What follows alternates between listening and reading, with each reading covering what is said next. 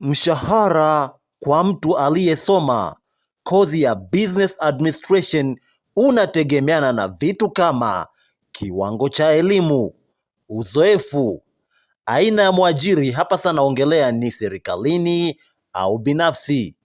Mfano, kwa certificate na diploma private nyingi mshahara unachezea 400,000 hadi 600,000.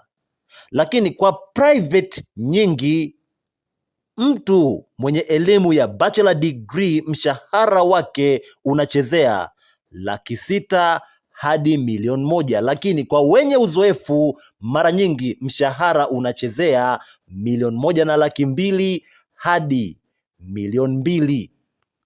Sasa kwa senior management au wale watu wenye Master of Business Administration, kuna watu huwa unawasikia, mfano jamaa yule pale ana MBA.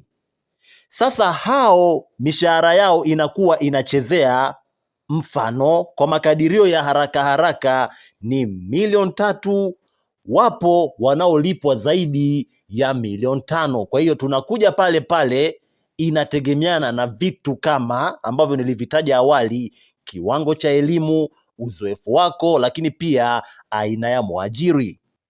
Lakini pia kozi hii ya business administration unaweza kujiajiri. Mfano, unaweza ukawa mtaalam wa kutoa ushauri wa biashara, lakini unaweza ukawa unatoa mafunzo kwa wajasiriamali kuhusu biashara. Kwa hiyo ni kozi ambayo unaweza ukajiajiri wewe mwenyewe. Lakini vyuo vipo, mfano nitataja vichache. Mfano, kuna UDSM, kuna TIA pamoja na vyuo vingine ambavyo vinatoa mafunzo hayo ya business administration.